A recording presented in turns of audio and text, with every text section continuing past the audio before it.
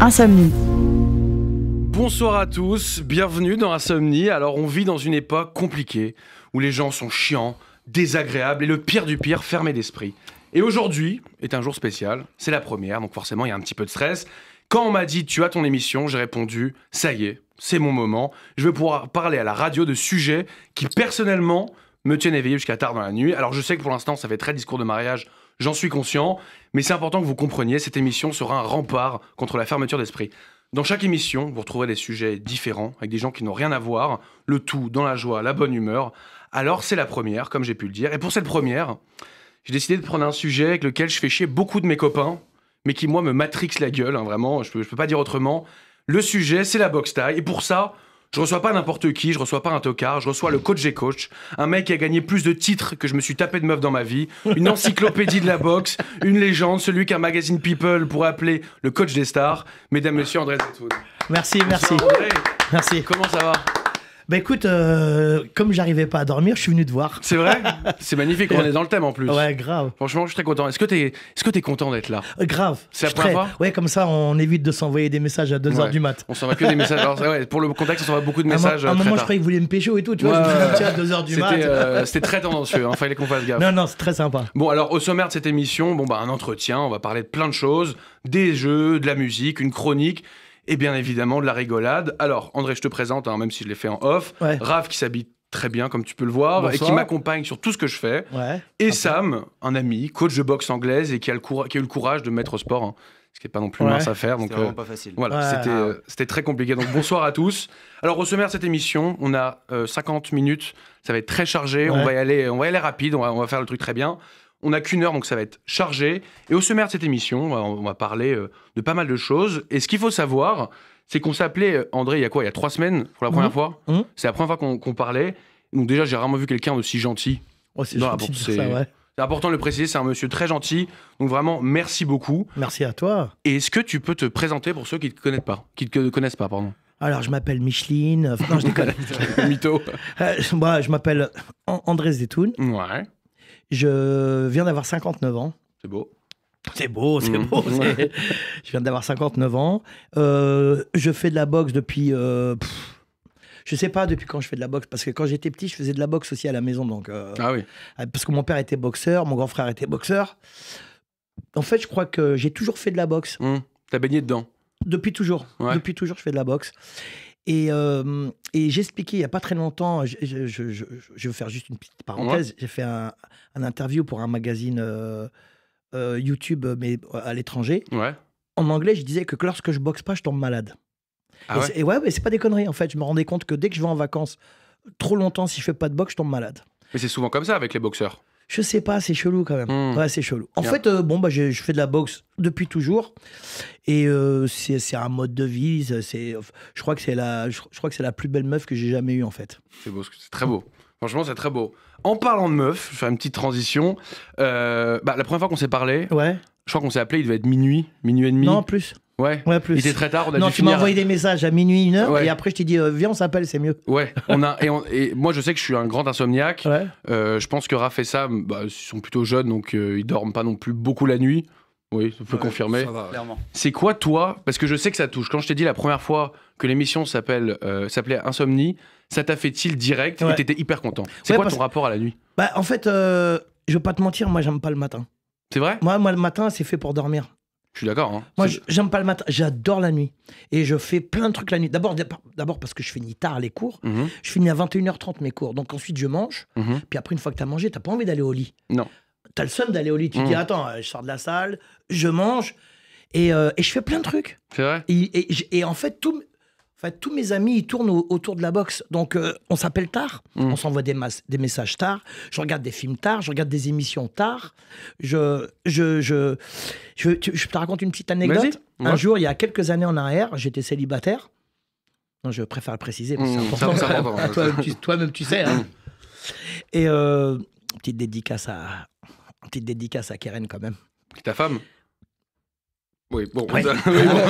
et à ses parents qui écoutent RCJ Ouais. tous les jours. On leur Bref. passe le bonjour. Et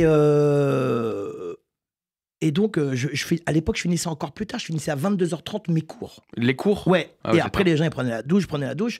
Et un jour, il y a une meuf, j'ai rencontré une meuf, je sais plus où, et on s'est donné rendez-vous. Je lui ai dit, si tu veux, on donne rendez-vous à 23h45 à Place de la République. Elle m'a dit, tu crois que je suis une prostituée ou quoi? On donne rendez-vous aux gens à 19h, 20h pour aller manger. Je dis, ouais, mais moi, je fais nitard. Elle me dit, mais tu fais quoi? Je dis, bah, je vends des armes à l'Ukraine. Et encore, quand je lui ai dit de la boxe, elle m'a dit, ah ouais, non, laisse tomber. Ah, direct. Ah ouais. C'est pas ça. Tu finis à 23h, à 22h30. Parce que lui, il connaît ça, de finir tard à cause des cours. C'est ça, mais en général, les filles, elles aiment bien ce côté boxe. Justement, Ouais. je leur dis, je suis boxeur. Ah, ok, bon, bah, c'est pas grave, Ouais. on va à 23h. Ça fait un... Ouais. Ça peut arriver que des fois, Peut-être qu'aujourd'hui, mais à mon époque, Ouais. quand tu disais boxeur, c'était synonyme de violence, d'agressivité, de méchanceté, de vol. Bah oui, hein. Alors que c'est tout le contraire. C'est magnifique, c'est des valeurs, ça on en reparlera après. Ouais, c'est des vraies valeurs. Exactement. Et on a une tradition ici, même si c'est la première, on va instaurer cette petite tradition. On va te faire un petit questionnaire de Proust. Vas-y. Bon, déjà, ton rapport à la nuit, je l'ai compris. J'adore. T'adores ça. Ouais. Alors, par contre, je fais pas le ouf la nuit. Moi, je fais pas des sorties de ouf.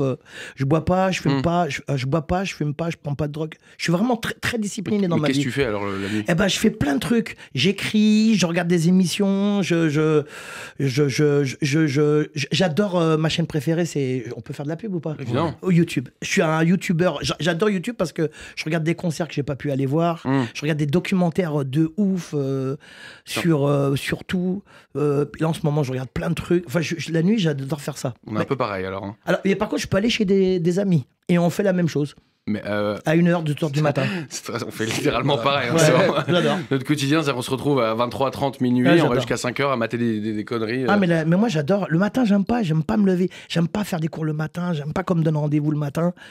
Tu vois, là, demain, samedi matin, je dois me lever parce que je vais emmener mes petites filles en vacances pendant 2 jours en Normandie.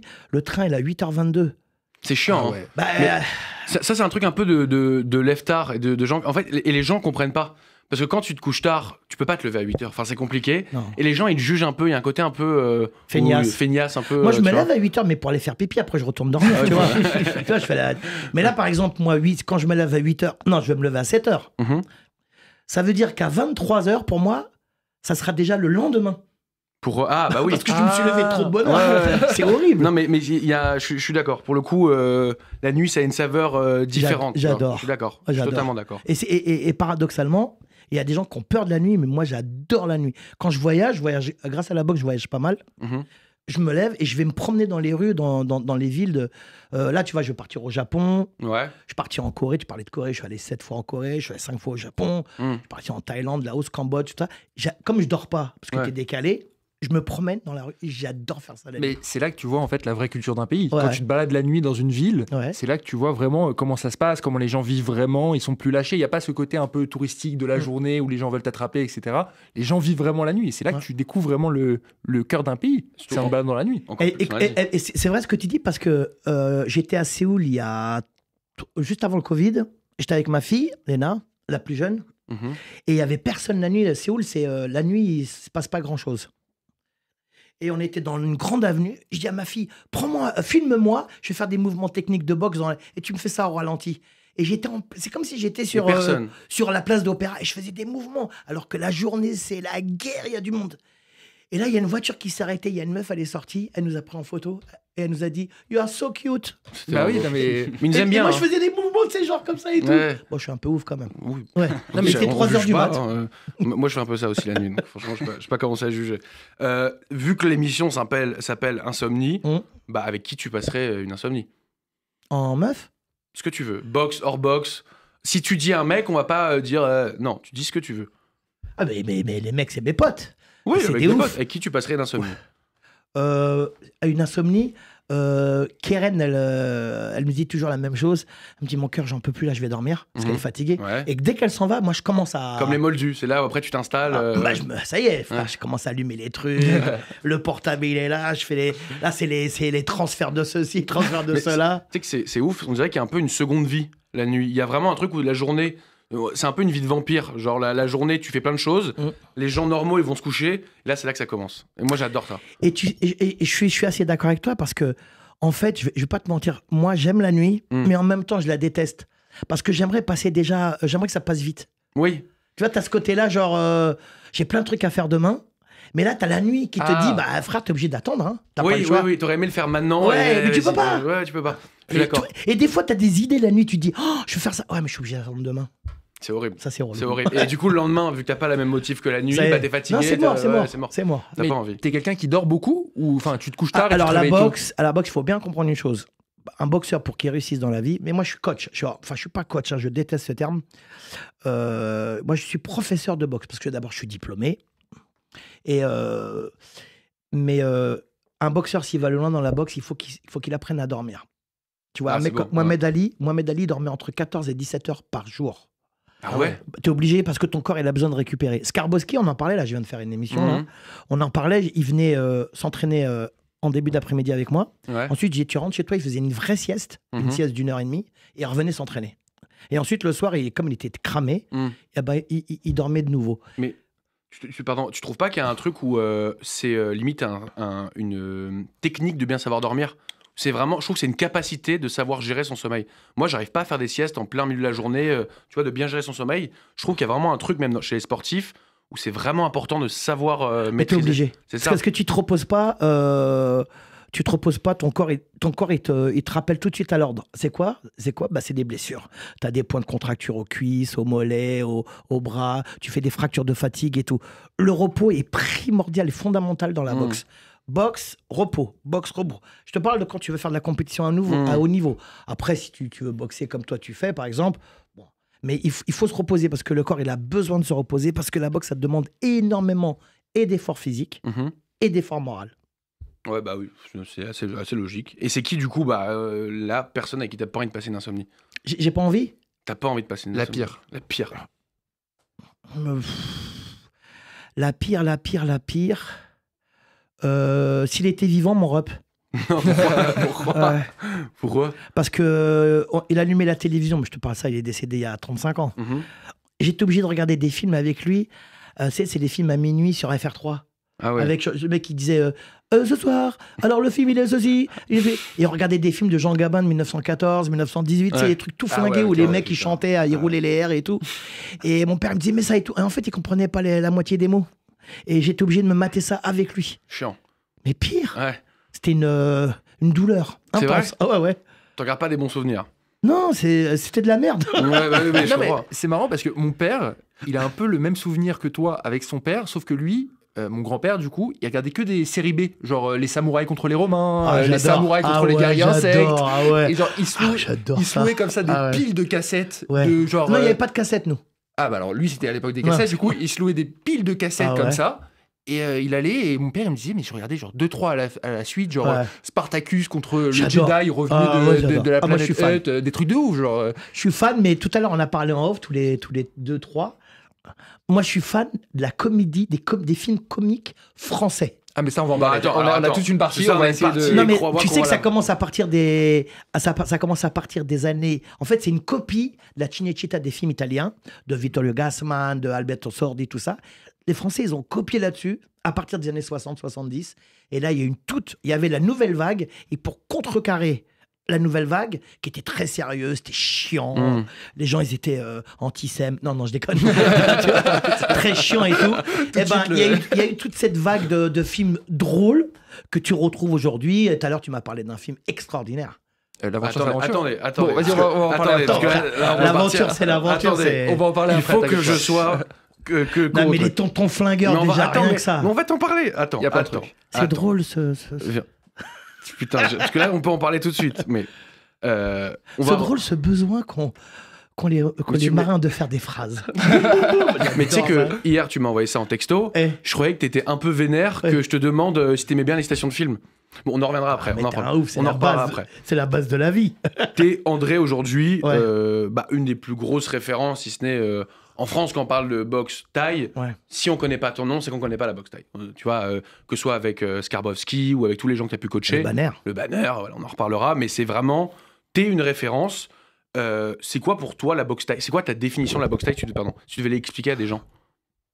La boxe thaï, en thaïlandais, les Thaïlandais m'appellent Ba Moué. Ouais, ça veut dire quand je suis en Thaïlande, ils m'appellent Moué Ba ou Ba Moué. En fait, je suis un faiseur de boxe thaï. Ça veut dire quoi? Ça veut dire que je parle tout le temps de ça Et en fait, ça fait rêver les gens. En fait, moi, en fait, j'ai pas l'impression de ce que je fais dans ma vie, j'ai pas l'impression que je fais quelque chose d'extraordinaire. Mais en fait, c'est vu de l'extérieur, les gens ils me disent putain, j'adore ce que tu fais et tout. Et moi, j'ai l'impression que ce que je fais d'abord, je le fais de manière très naturelle puisque c'est une passion. Ouais. Et moi, ce qui me fait rire, c'est quand les gens, je leur dis putain, aujourd'hui j'ai 6 cours. Le mec il me dit ah ouais, bon courage. Mais courage de quoi? Parce que tu kiffes. Mais Confucius, il dit une phrase extraordinaire. Il dit si t'aimes ton travail, pas un jour de ta vie tu travailleras. J'ai pas l'impression de travailler, moi. Tu sais qu'on disait pareil. On avait une discussion l'autre jour avec Sam et Raph. Et on parlait un peu de la situation, de comment t'évolues un peu professionnellement en tant que prof de boxe et en tant que prépa. Ce qu'on s'était dit, c'est qu'en fait, lui, son métier, c'est limite pas un métier, tellement c'est une passion, quoi. Tu vois, je sais pas... Ah oui, c'est carrément ça. C'est pas un métier. T'as pas des moments un peu dans l'année où il y a une petite baisse de morale et ça te saoule un peu d'aller voir tes élèves? Oui, alors, je suis d'accord avec toi. Pas du tout. Mais si, ça m'arrive toujours pareil, la même période, décembre. Au mois de décembre, je suis au bout de ma vie et je vais où? Tu vas où? En Thaïlande. Bah, si je suis pas allé en Thaïlande, je pars en Thaïlande. Non, mais en fait, c'est... Je t'ai dit tout à l'heure, c'est la plus belle histoire ma plus belle histoire d'amour, moi, à part mes enfants, parce que je les mets au-dessus de tout. Et mes petites filles, bien sûr. Mais ma plus belle histoire d'amour, ma vraie meuf, c'est la boxe. Mais la boxe avec un gros B, tu vois. Et des fois, je me retrouve à la maison, comme ça, je fais des trucs à la maison, genre il est 2h du mat. Parce que 2h du mat, c'est pas trop tard. C'est même très tôt pour les insomniaques. Et je me dis que je remercie l'univers de faire ce que je fais. Parce que je suis un vrai privilégié. Et donc, ça me rappelle alors tout de suite et ça me permet de redescendre sur Terre parce que quand je vois des potes à moi ce qu'ils font comme travail, franchement, tu sais, c'est un luxe. Ah ouais, c'est un vrai luxe que j'ai. C'est un vrai luxe, je suis Et d'accord. puis, je fais du bien aux gens et puis ils me remercient et puis ils me payent. Ouais. Attends. Puis tu changes forcément des vies à des moments donnés. Ouais. Mais après, t'es privilégié, mais c'est quand même une passion qui t'est venue tôt. Tu t'es vite mis à la boxe taille. Tu m'as dit que tu venais d'une famille de boxeurs, donc tu boxes depuis limite que t'es enfant, quoi. Donc en vrai, c'est un peu la continuité de ta vie. C'est pas finalement, t'es pas privilégié. Enfin, t'es privilégié parce que tu fais quelque chose que t'aimes et c'est top, tu vois. Mais t'as quand même énormément bossé pour arriver là. C'est pas par hasard que t'as entraîné des champions. Donc je pense que oui, il y a de la chance et t'es un peu privilégié, etc. Mais c'est pas que du hasard si t'es arrivé à ce niveau-là. Aujourd'hui, André Zetoun, 59 ans, qui a coaché Skarbowski, qui a coaché le Banner. Je pense que c'est vraiment la continuité de ta vie, en fait. C'est les voyages que t'as fait, c'est les rencontres que t'as eues, c'est peut-être ton rapport humain aussi avec les gens qui a fait de toi ce que t'es aujourd'hui, tu vois. C'est pas... je suis d'accord. C'est pas ça. Non, je suis d'accord, mais... je vais te faire encore une citation de Jacques Brel que j'adore. Jacques Brel, il dit... Le talent n'existe pas. Le talent, il n'existe que si tu y mets la passion. Quand tu as la passion, tout devient facile. Mais je te jure, c'est vrai. Hein. Je ne sais pas quel style de musique vous écoutez. Moi, j'écoute de la musique tout. À l'ancienne, j'écoute du funk et tout. Mais vraiment à l'ancienne et tout. Ma fille, c'est une chanteuse, nanana. Et à côté, moi, il y a un mec que j'aime par-dessus tout. Il s'appelle Bach. Okay. C'est un mec qui me fait rêver. C'est un ouf. Et quand j'écoute sa musique, je me dis... je me dis... Il a été plus loin que l'être humain il peut aller. Comme Nijinsky, c'était un grand danseur, il est devenu fou. En fait, c'est des gens, ils sont tellement géniaux parce qu'ils aiment tellement ce qu'ils font que il n'y a rien qui est difficile, en fait. Moi, dans la boxe, le seul moment où ça a été difficile, c'est il n'y a pas longtemps, j'ai un de mes élèves, il s'appelle Hervé, que j'embrasse, et ça fait 35 ans qu'on se connaît, et il me dit, j'ai un cancer. Et là, j'ai pleuré. Tu vois, ça, c'est difficile pour moi. Bien sûr, mais ça, c'est plus le rapport humain que la boxe. Oui, il fait de la boxe avec moi depuis plus de 30 ans. Évidemment. Et bah, tu sais quoi, on s'est péta, on s'est tapé comme il fallait. Et attention, j'étais derrière, je l'appelle tous les jours et tout. Il s'est fait opérer et tout. Là, il est en mode genre beau gosse, là. Tu vois, ça, c'est... c'est beau. Voilà. Ça, et tu sais quoi, il m'a même remplacé avant-hier pour faire le cours. C'est énorme. Te dire. C'est beau, c'est magnifique. Voilà. C'est super. Et ça, c'est la boxe aussi. Parce que la boxe, elle te donne une force extraordinaire. Mais tu vois, c'est ce que Sam, il me disait, il me le dit vraiment à chaque fois. Donc, je suis ami avec Sam depuis maintenant 4-5 ans. Ah, ça date un peu. Et il a fait plusieurs salles entre-temps, tu vois. J'ai vu vraiment son évolution de coach sportif, etc. Et il me disait qu'à chaque fois, dans chaque salle où il allait, il faisait des rencontres extraordinaires. Ah ouais. Et c'est propre au sport de combat, ça. C'est propre au sport de combat. Ce type de caractère, ce type de rencontre que tu fais, ce type de lien, vous vous battez peut-être dans la cage ou dans le ring, tu vois. Ouais. Mais en dehors de ça, vous créez des liens vraiment très forts qu'il n'y a peut-être pas dans certains sports collectifs, tu vois. Je suis super d'accord. La boxe, c'est juste une question de rencontre. Moi, j'ai rencontré des gens extraordinaires. Mais si je peux, il faudrait des heures et des heures pour que je te raconte qui c'est que j'ai rencontré en personnage. Mais j'ai rencontré des gens fabuleux, des gens qui m'ont apporté humainement. J'ai rencontré Singkam Pongpasit, c'était un grand moine bouddhiste avec qui je suis devenu poteau. Bon, il est mort il y a quelques années. Et il m'a appris tellement sur l'être humain. J'ai rencontré mon maître Toshio Fujiwara que je vais voir cet été au mois de juillet. Je suis comme un ouf. Je l'ai appelé il y a 2 jours. Je sais pas pourquoi je l'appelle à chaque fois parce qu'on se comprend pas. Je fais Mushi Mushi. Il me fait Mushi Mushi. Je fais Toshio Sensei, Handere. Moi je dis Handere. Il me dit Handere, Okanki desu ka. Et après il commence à m'enchaîner en japonais. Et moi j'essaie de lui expliquer que j'arrive au mois de juillet, mais lui il essaye de m'expliquer un autre truc, je sais pas. Mais comment vous communiquez? Enfin, vous. Par le cœur. Ouais, c'est ça. c'est un vrai coup de foudre. Tu sais que c'est marrant que tu dis ça. Youssef Bouganem, en Thaïlande. Ouais. Il a dans ses plus proches un monsieur qui est aveugle, je crois. Oui. Et il n'y a pas de communication. Il dit on parle avec le cœur. C'est hyper profond comme relation. Juste, ils sont ensemble depuis des années. Il me l'avait dit ça. Je suis super beau. J'adore Youssef, je l'ai interviewé, c'est une bombe. C'est un super combattant, super boxeur. C'est une bombe. C'est une bombe dans tous les sens du terme. C'est un vrai crack. Et il y a une question que j'ai envie de te poser. À partir de quand tu t'es dit j'ai l'œil pour coacher? À partir de quand, en fait, tu t'es passé de boxeur à, tu t'es dit, là, maintenant, je veux coacher? Alors, on va pas se mentir, moi, j'ai pas fait une carrière de boxeur, de combattant extraordinaire. J'étais 2 fois champion de France junior, ça équivaut à champion de France classe B, c'est pas mal, tu vois. Ouais. J'ai fait une petite vingtaine de combats, j'ai fait plein d'interclubs. Mais les interclubs, tu sais pas si tu gagnes, si tu perds. Enfin, tu sais quand tu perds. Hein. Oui, quand t'as mangé, tu perds. Oui. Mais j'en ai fait plein. Et moi, j'ai la chance d'avoir rencontré la boxe thaï très jeune. Et c'est la première période de la boxe thaï en France. Donc, j'ai vu la découverte de la boxe thaï. Et la première fois que je suis allé chez Roger Pachi, il y avait des Laotiens, des Cambodgiens, c'était des réfugiés politiques, puisque la guerre venait de finir. Comment ça s'appelle en Asie. Ouais. Et les mecs, je les vois, ils commencent à péter au sac, ils font des trucs de ouf. Et dans ma tête, je regardais les mollets, les cuisses. Je me dis, mais les mecs sont pas humains, c'est impossible de faire ce qu'ils font. C'est vrai. Moi, je m'imaginais que s'il me met un coup de pied comme ça, il peut me couper en deux. Mais vraiment couper en deux, je croyais. Bah, il y a de ça, parce qu'on en parlait beaucoup dans la boxe thaï, surtout en Thaïlande. Et Sam, il a fait un camp en Thaïlande de 2 mois, il t'en parlera. Ah, t'es allé où? J'ai été non, Bangkok et Chiang Mai. J'ai été chez Skarbowski. Ah, dans son petit camp. Ouais, dans son petit camp. Tu sais que là-bas, je l'ai entraîné là-bas, je l'ai entraîné. On en a parlé il y a 2 jours. Je vais te raconter une petite anecdote. Il y avait Senchai. Tu connais Senchai, la plus grande légende de boxe thaï. La légende. Il était jeune, Senchai. Et moi, Skarbowski, je voulais pas le prendre à 9-10 heures du matin au Pao, là-bas, au Jockey Gym. Parce que c'est le matin. Non, parce qu'il fait très chaud. C'est à Talat Kema, c'est à Bongpo, le camp. Et je dis, je te prends à 5-6 heures du matin, au Pao. Et les Thaïlandais qui dormaient là-bas, et je voyais Senchai me regarder et puis disait, vous êtes fous. À 5 heures du matin, je lui tenais les pas au froid. 5-6 heures du matin. Et à 9 heures du matin, j'avais fini mon boulot. Et après, tu te détends. Et à 20 heures le soir, je dormais. Mais je me levais à 4 heures. Ouais, c'est je me levais la nuit. Oui, tu te lèves la nuit. Finalement, on s'y retrouve. Tu vois, il y a un truc. Mais c'est extraordinaire. Ça va être extraordinaire, c'est sûr. Et pour toi, tu vas forcément comprendre. C'est quoi un bon coach et quoi un mauvais coach? Un bon coach, c'est d'abord c'est quelqu'un qui aime profondément son boxeur, mais d'amour. Moi, je pouvais pas. J'ai fait boxer plein de gens. Ouais. J'ai eu 27 champions de France que j'ai formés. Je te parle pas des gens qui sont venus après. J'ai formé 6 champions d'Europe et 9 champions du monde. Je les ai formés. Énorme. Mais parce que c'est que de l'amour. L'amour, de la rigolade. Et puis moi, je suis un bâtard aussi. Tu vois, je parle mal, j'ai mon bâton. Non, mais je suis très sérieux là. Enfin, je rigole pas avec la boxe. Mais je mets de l'amour et de l'humour dans mon enseignement. Mais si tu n'aimes pas profondément ton boxeur, il peut pas aller loin. Ou alors, il ira ailleurs. C'est important pour toi de transmettre. Est-ce que t'es... Parce qu'on se pose la question, est-ce que t'es, dans ton caractère, t'es pareil en boxe, que ce soit pour boxer ou pour coacher? Est-ce que la personne que t'es dans la vie tous les jours, bon, on est tunisien, dans l'éducation tunisienne, il y a un truc de... Oui, je comprends. Ça se touche, tu vois, il y a quelque chose comme ça. Est-ce que t'es pareil avec tes élèves?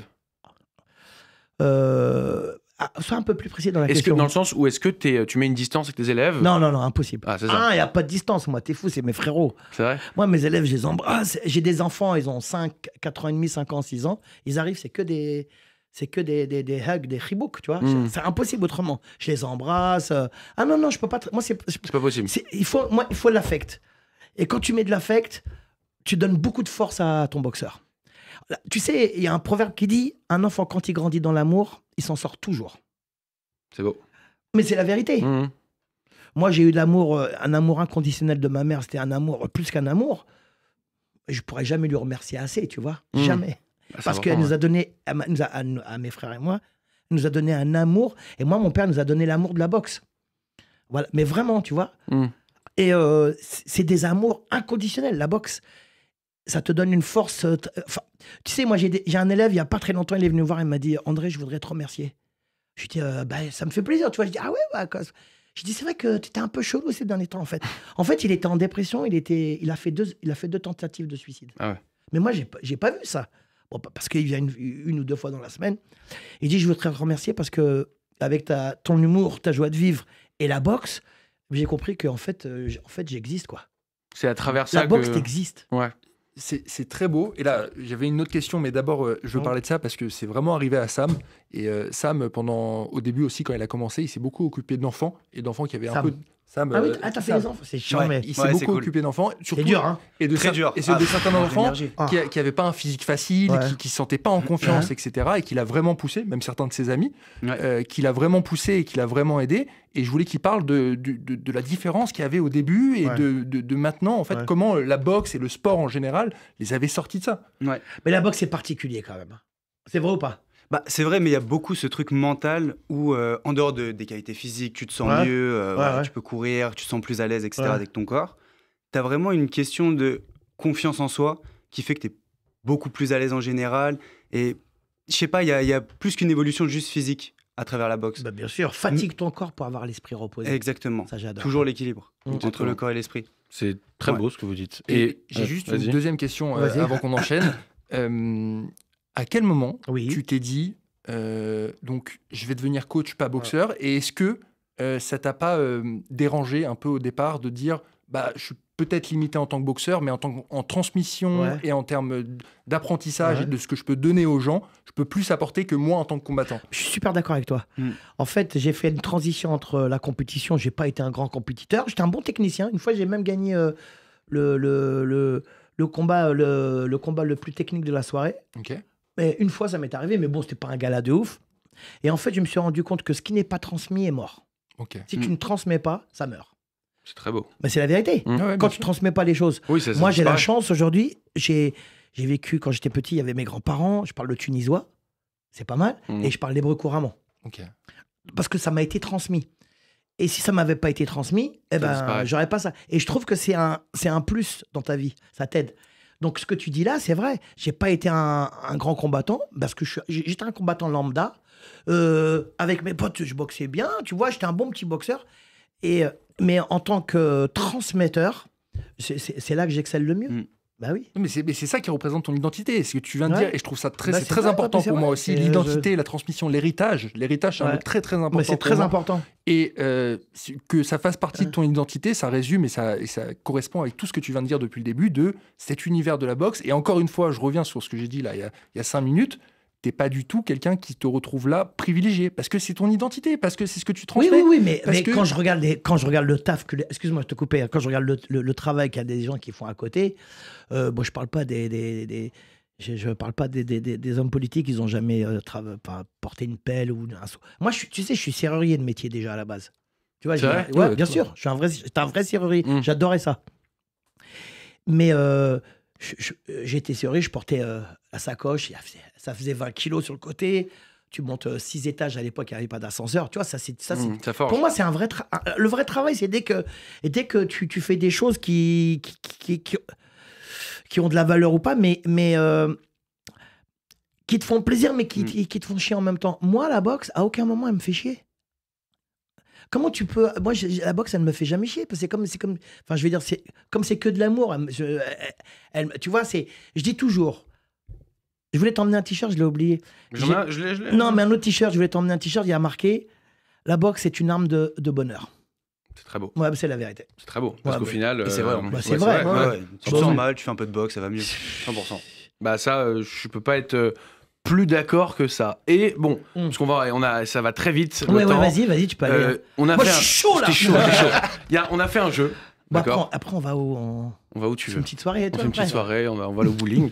On a fait un jeu. Ouais. Parce que t'adores le cinéma, t'es une encyclopédie. J'adore. Et je sais que t'as un petit côté geek où quand tu te souviens d'un truc dans un domaine qui te plaît, ça stoppe et tu perds pas. C'est vrai. Donc c'est sur mesure. Vas-y. Ok, je vais te faire des situations. Tu peux répondre quand citation de cinéma. Flash, rapide. Ouais, vite. Faut que je réussisse. Hein. Ton combattant, je te mise en situation. Ton combattant, il domine le. Non, attends, pardon. Ton combattant, il se fait déchirer au premier round. Il revient, c'est la pause. Tu lui dis quoi? Me faire ça à moi. Magnifique. Ton combattant domine le premier round, mais tu sens un relâchement. Tu lui dis quoi? T'entends cette musique là? J'adore. J'adore. Mais attends, mais c'est quoi ça? Je l'ai. Jeanne, la batte, enculé! C'est quoi? Magnifique. Ok, ton combattant vient de mettre un KO au premier round. On te fait monter sur le ring, tu dis quoi? Ça va, j'ai rien, ça va, j'ai rien. Tout va bien. Ok. Ton combattant se plaint d'une épine dans le pied. Ouais. Qu'est-ce que tu lui dis? Dis-moi, frère, tu vas pas nous casser les couilles. Frère, tu vas pas nous casser les couilles, hein.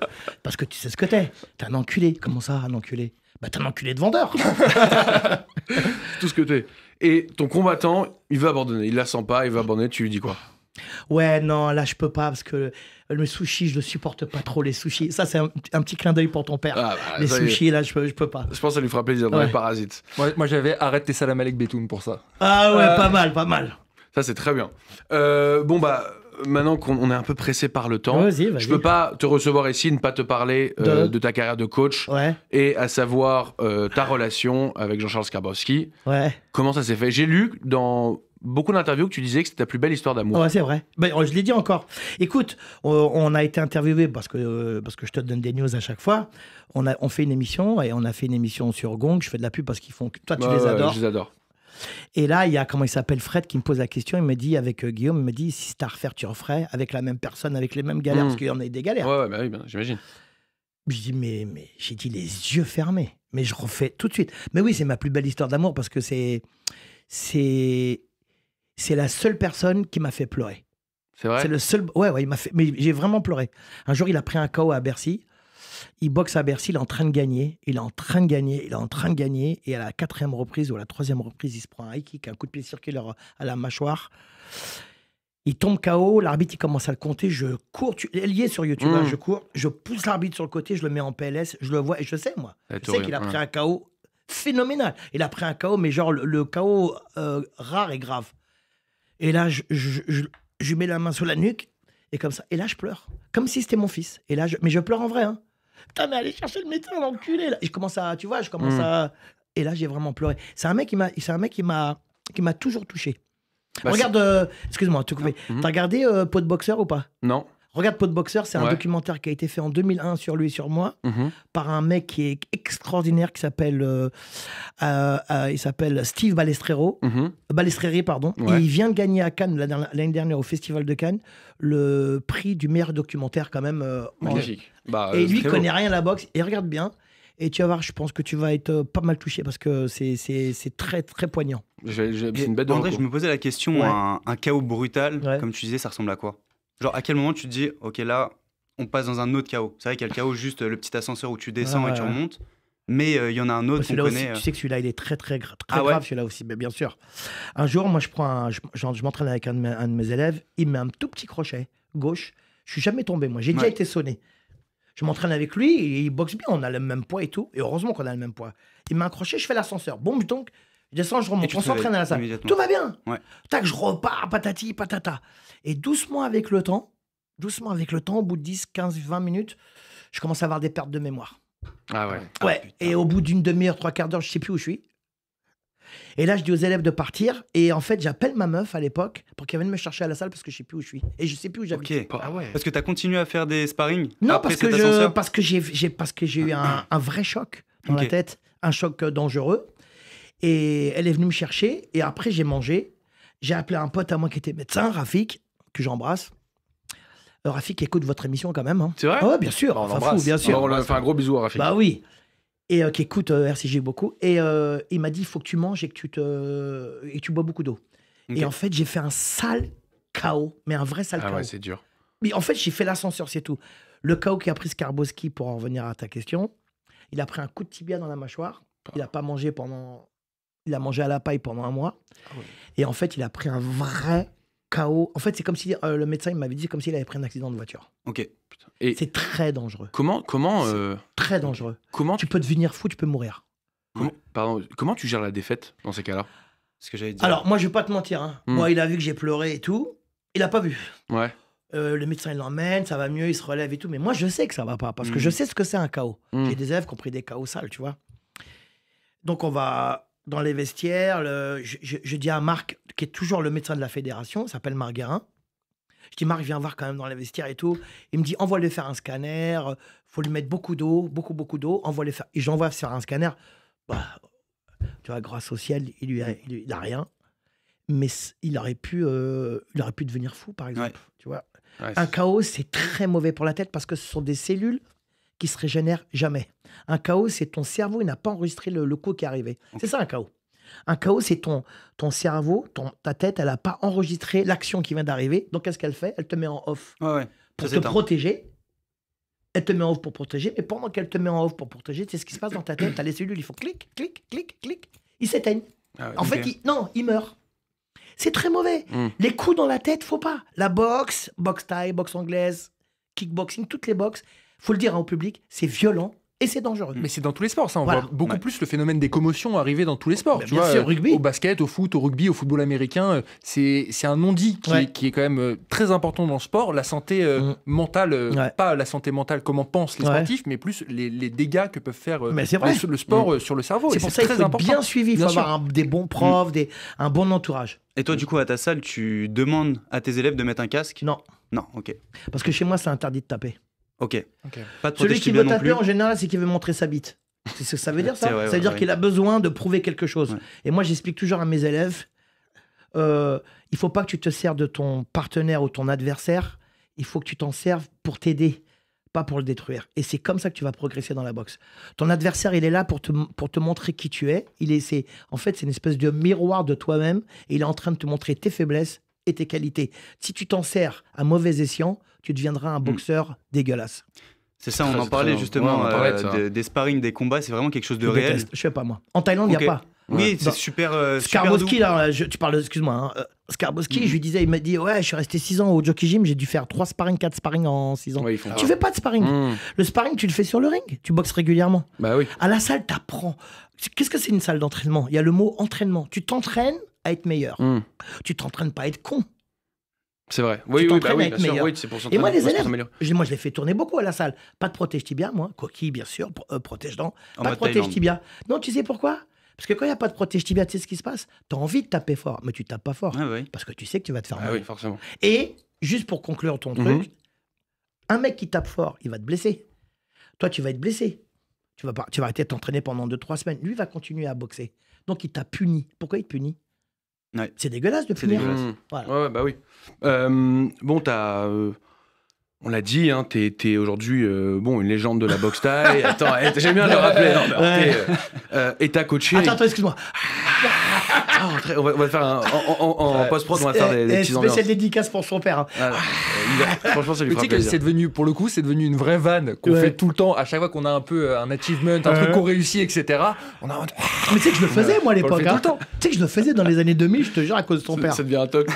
Bon, alors attendez, parce qu'il nous reste. T'entends là ou pas? T'entends? Bien sûr. Il nous reste 13 minutes. On est. Oh waouh. Speed, mais ça passe très vite. Attendez. T'as coaché aussi Jérôme Le Banner. Bien sûr. Légende du K1. Et avec moi, il est devenu champion du monde.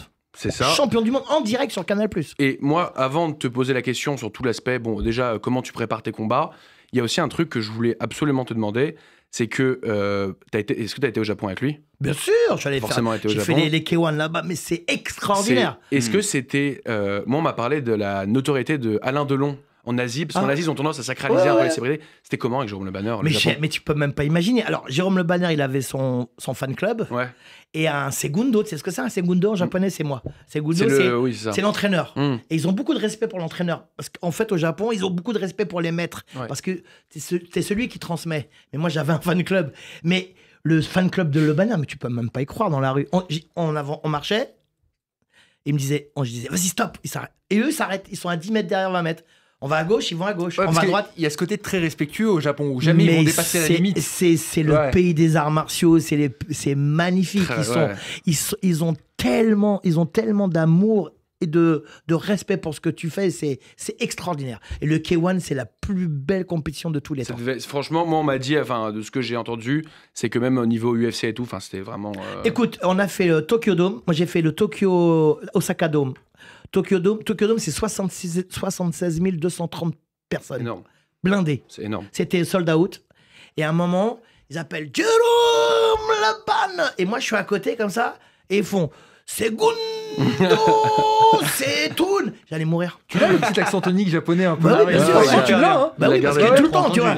Jérôme, mais moi, et là, je me regarde, t'avais un écran qui faisait, je sais pas, 10 mètres sur 10 mètres. Et là, t'as le public qui fait. Et là, tu sais quoi?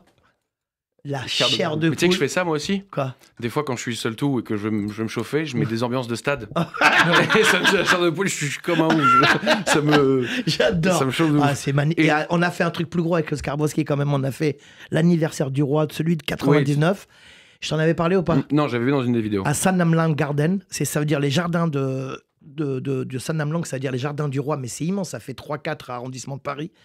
300 000 spectateurs, c'est gratuit, et 300 000 spectateurs qui ont une bougie. Et à un moment, tout le monde allume la bougie au même moment. Et là, tu vois une mer de gens, une mer de personnes.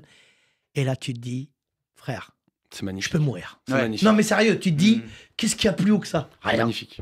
C'est beau. Si toi, tu avais pu rentrer, ça, c'est une question que je pose vraiment à tout le monde. C'est une question un peu de geek comme ça. Si tu avais pu rentrer, faire toi ton entrée, genre style K1, UFC, ce que tu veux, tu rentres sur quel son? Alors, moi, d'abord, je rentre habillé comme Maïmonide. Parce que je suis un fan de... Mais tu rigoles, mais je suis un fan de Maïmonide, j'adore. Ouais. Je rentre d'abord, je m'habille comme Maïmonide. Quand il habitait à Cordoue, en Espagne. Et le son que je mettrais un son obligé. Ça s'appelle Mr. Magic de Grover Washington Jr. Je ne sais pas si vous connaissez. Je ne l'ai pas. C'est horrible. Alors, ça s'appelle Mr. Magic. C'est un son qui dure 9 minutes 10. Il est de 1976. Et c'est un saxophoniste. Et dedans, tu as tout le monde. Et ça s'appelle Mr. Magic. La basse, dedans, t'as Gary King, à la guitare Eric Gale, à la batterie, t'as Harvey Mason, percussion Ralph McDonald, et au sax, Johnny Guitar Watson. Et tu rentres dans un... Mais ça, c'est une tuerie. Écoutez-le. On va l'écouter, mais juste après l'émission, c'est prévu. Il nous reste 9 minutes. Vas-y. Il y a une chronique qui va se passer. T'es une encyclopédie de la taille, mais aussi du cinéma. T'as un rapport particulier au cinéma. Déjà, t'es cinéphile, de ce que j'ai compris. Bah, la nuit. Hein. La nuit, comme voilà. Et t'es également... t'as été coach. Et il y a une phrase que tu m'as dit, quand on s'est rencontrés, on rebondira dessus après, c'était le seul élève que tu réussissais pas à tutoyer, c'était Gérard Lanvin. Oui, j'ai donné des cours à Nicolas Duvauchel, j'ai eu des acteurs et tout. Et il y a des gens... aujourd'hui, je veux pas dire leur nom, parce que c'est des... J'ai eu Emmanuel Valls aussi. Ouais, j'avais lu ça, ouais. J'ai eu Emmanuel Valls, j'ai eu... Là, j'ai Christian Gravel. Christian Gravel, qui était ancien secrétaire d'État, tu vois. C'est mon élève. Moi, bon, lui, je le tutoie, c'est mon frérot. Ouais. Mais il y a des gens comme ça, ils ont un charisme tel, ils ont une puissance Lanvin, c'est quelque chose, qui dégage que... moi, je fais la petite salade. Oui, bonjour, je m'excuse de vous dire de mettre le direct du gauche. Pardon de moi-même. Tu peux pas Impossible. Impossible. Il y a des gens... Pourtant, franchement, quand je suis dans ma salle, je suis le boss. Hein. Le Banner, il fait 1m95. Hein. Il fait 120 kilos. Moi, j'ai des élèves, ils sont immenses. Hein. Je leur parle sale. Hein. Là, tu as des gens, tu as envie de leur dire je m'excuse de tout d'abord. C'est comme ça, ils ont un charisme. Avec qui d'autre, tu as eu ça? Il y a eu des personnes... Si tu peux pas les citer, les cite pas. Hein, mais non, j'ai eu un mec qui s'appelle François, je l'appelle François de la France. Il habite à Hong Kong maintenant. C'est un mec, il est handicapé à 77% de son corps, mais dans sa tête, tout va bien. Et il a fait 6 ans de boxe avec moi. Et pour moi, c'est la plus grande légende de boxe. C'est-à-dire qu'avec, imagine, 77, on faisait du combat, lui et moi. faisait du PAO, faisait du sac. Il allait vomir 3-4 fois pendant le cours. Mais il lâchait pas. Jamais il a lâché. Il a fait 6 ans. Et t'as des petits mecs, ils ont 20 piges, ils n'arrivent même pas à faire 3 abdos. Je les insultais. Je disais, François de la France, viens. Il mettait 3 plombes pour venir. Et en plus, tu vois, il parlait comme ça. Et lui, c'est mon héros. Voilà, moi, c'est mon héros. C'est très beau. Tu sais que c'est fou que tu nous... Et lui, je le tutoie jamais. Ah, tu le vois? Jamais. Okay. Il me vous voyait. Okay, et je vous voyais. Et c'est quoi, si tu devais trouver un point commun entre du coup Lanvin et ce mec, ce serait quoi? Pourquoi les deux tu les vous vois ou c'est complètement différent? Non, mais je sais pas, c'est une question de charisme. T'as des gens, ils ont un charisme tellement puissant, ils dégagent une énergie tellement folle, tellement puissante, qu'ils te laissent pas rentrer dans cette bulle qui est la leur. Et toi, t'es là, t'es dehors, t'es en mode spectateur. Ouais. Bonjour, je m'excuse de vous déranger. Tu vois, ça fait ça, tu vois. Alors que moi, Emmanuel Valls, je tutoyais. Il y a des gens qui viennent à la salle j'ai un grand cancérologue à la salle, il est super connu. J'ai même j'ai le plus grand clarinettiste au monde qui fait de la boxe thaï avec moi, il s'appelle Raphaël Sévère. Il a un Wikipédia qui fait 11 mètres et lui il me vous voit. C'est beau. C'est drôle. C'est drôle. Tu sais que tu nous as fait une passe décisive magnifique parce qu'on a préparé un petit jeu. Allez. Et tu as fait le comparatif tout seul. Ouais. Et après, on va accueillir parce qu'il y a une chronique qu'on doit accueillir. Il nous reste 6 minutes, donc on va aller vite. On a fait un jeu, Jérôme Le Banner, Gérard Lanvin ou les deux. Vas-y. Donc tu dois répondre simplement Jérôme Le Banner, Gérard Lanvin ou les deux. Ouais. Est un grand combattant de kickboxing. Jérôme Le Banner. Est une marque de haute couture. Gérard Lanvin. A joué dans des films. Les deux. Peut te mettre une patate s'il y a une mauvaise humeur. Les deux. A les dimensions d'un frigo. Jérôme Le Banner. Jérôme Le Banner quand même. Impressionne le plus André Zetoun. Ah, les deux. Les deux. Ouais. Magnifique. Parce que Jérôme, il m'impressionne quand même. Ok, bon, alors tout de suite. Il me fait rire en plus. On est très pressé par le temps. On va faire entrer Noé, qui s'essaye. Il est lancé, il est en régie. Il va faire une petite chronique sur le cinéma, la bagarre, la taille. Alors, voilà, c'est un petit peu. Changement. C'est changement, voilà. C'est mi-temps, exactement. Entrée. Bonjour Noé. Allez, viens. Tu t'installes. Bonjour Noé. Alors Noé est un jeune scénariste que vous verrez, voilà. Waouh, exceptionnel. Bonjour Noé. Bonsoir Noé. Putain, je m'entends parler. C'est beau, hein. Bonsoir Noé. Exactement. Bonsoir tout le monde. Alors de quoi tu vas nous parler aujourd'hui, Noé? Eh bien, mesdames et messieurs, je vais vous parler des séances de cinéma qui dégénèrent. Ouais. On m'a demandé de parler de bagarre. Ouais. Donc je vais parler de bagarre. Vu que moi-même je sais pas me bagarrer, je vais parler d'autres gens qui se bagarrent. Et donc la chronique s'intitule Les séances de cinéma qui dégénèrent et pourquoi c'est devenu trendy de se bagarrer dans les salles. Excellent. Trendy, c'est quoi? Ça veut dire à la mode. À la mode. Ah d'accord. Trendy à la mode, trend, fashion. Mode. Donc aujourd'hui, je vais vous parler de bagarre au cinéma. Mais je vais pas vous parler de bagarre sur les écrans, je vais plutôt vous parler de bagarre dans les salles de cinéma. Ça va, Raph, tu suis jusque-là? Ok, cool. Toujours le... Il met un petit la petite pica. Il y a un petit coup de coude. Alors, imaginez, en cette froide journée du 27 décembre 2023, vous regardez tranquillement les sorties Allociné. À l'affiche, un film a attiré votre attention. Vous achetez votre billet, vous vous déplacez tranquillement jusqu'au CGR de Porte des Lilas, vous prenez votre place, prêt à vivre un grand moment de cinéma. Et là, le film se lance. Donc vous avez de la chance, vous vous préparez à voir un des plus grands succès de l'année 2023, mais ça vous ne le savez pas encore. Ce plus grand succès, avec ses 1,3 million d'entrées, c'est Les Secpas font du ski. Seulement voilà, au bout de 2 minutes, un groupe de jeunes délinquants se met à lancer des bouteilles d'eau sur un autre groupe de jeunes délinquants. Puis le ton monte, les insultes fusent, et là, c'est parti. La séance se transforme en pugilat. Et vous fuyez la bagarre générale, très malheureux d'être passé à côté d'un chef-d'œuvre de la comédie française. Ou pas, ça c'est votre avis. Eh bien, non, mesdames et messieurs, tout ça n'est pas une pub pour le Rassemblement national, mais plutôt un véritable phénomène social qui s'est emparé des cinémas français depuis le début de l'année. Donc les gens vont au cinéma, ils foutent la merde, ils se filment et ils postent ça sur les réseaux sociaux. Ils se bagarrent, ouais. Je vous jure que c'est arrivé. Alors du coup, même si c'est difficile à croire, est-ce que se bagarrer dans les salles de cinéma, c'est devenu une trend, donc une tendance? Alors oui, ça en a été une, ça l'est un peu moins en ce moment. Il y a carrément eu la police qui a dû intervenir dans pas mal de salles de cinéma. Il y a des cinémas qui ont aussi arrêté les projections des Secpas. Et il y a eu des arrestations. Mais du coup, pourquoi? Alors j'ai fait mes petites recherches. Et pour Emmanuel Etis, auteur du livre Sociologie du cinéma et de ses publics, c'est parce que le cinéma véhicule de forts sentiments, que la salle récupère ces sentiments, les multiplie et ça part en bagarre. Déjà, j'ai parlé comme si j'étais sur France Inter. C'est vrai. C'est vrai. Alors du coup, ça se voit que cet auteur a jamais vu les Secpas. C'est pas une classe de mecs en difficulté scolaire qui apprend à lire qui va provoquer une explosion sentimentale dans les salles de France. C'est vrai. Moi, je pense que ces incidents, et je pense que vous serez d'accord avec moi, ils n'ont rien à voir avec le film qui est projeté. passé. Hein, la preuve en est que pendant les SECPA 1, il n'y a pas eu de bagarre. Il y a eu des bagarres pendant Creed 3, il n'y avait pas de bagarre pendant Creed. Sur la boxe. Creed, il y a eu la bagarre. Creed, il y a eu la bagarre. Mais Creed 1 et 2, il n'y avait pas eu de bagarre. Mais il y a Creed 3, je suis allé le voir. D'abord, j'ai pas du tout aimé le 3, il était un peu flingué. En plus, il n'y a pas Rocky dedans. Oui, aucun intérêt. Il est mort. Vu qu'il est mort, oui, mais moi j'étais déçu, tu vois. Mais le 3 est nul. Je suis d'accord avec toi, le 3 est nul. Le 3 est nul. Bon, du coup, j'ai quand même pas répondu à la question. Pourquoi ? Je pense surtout qu'il y a en fait 2 facteurs qui font que les gens pensent que c'est ok de se bagarrer dans les salles de cinéma. Hein. Le premier, c'est qu'il y a un sentiment d'impunité puisque tout le monde est derrière son téléphone et donc on peut foutre le bordel tranquille. Et le deuxième, c'est le goût du challenge. Hein. Tout le monde veut poster la plus belle des bagarres, celle qui va faire le plus de likes, celle qui va foutre le plus de la merde, le buzz. D'ailleurs, j'ai une super idée. On se bagarre, je vous fracasse le crâne, on met ça sur Insta. Je rigole. Ok, il sourit. Il sourit pas du tout. Bon, je vais finir rapidement et je vais m'en aller. Je déteste les coups en plus. Non, mais du coup, voilà, en conclusion, quand même, les trends, c'est sympathique. Hein, je dis pas l'inverse. Regardez, cette trend, elle a quand même permis au SECPA de faire 150 000 entrées en première journée, 1,3 million de spectateurs. C'est quoi le film ? Les SECPA au ski. C'est pas. Je vous le conseille pas. Je savais même pas que ça existait. Ça existe, hein, et ça provoque des bagarres.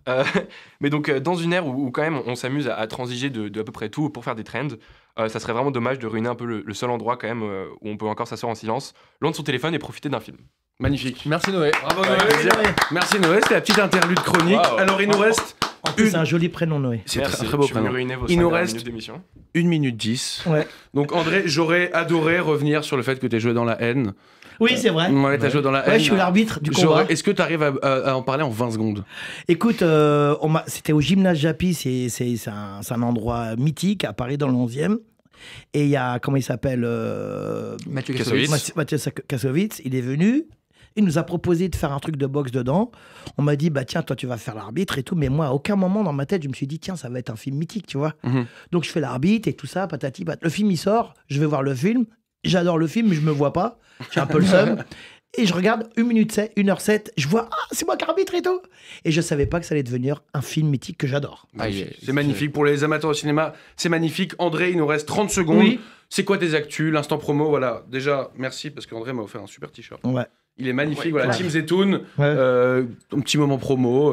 Pour mon non, ça va. Ça va ? Ouais, ça va. Magnifique. Bon, ils sont partout, on te voit vraiment partout, karaté, bushido, gong. Dernière question avant que tu partes. Si tu pouvais voir une personne dans cette émission, ce serait qui ? Qui t'aimerais qu'on invite ? Arthur. Magnifique, l'invitation est lancée. Beaucoup. Merci d'avoir suivi cette première émission. Merci André. Merci. Voilà, c'était la première. Merci à tous.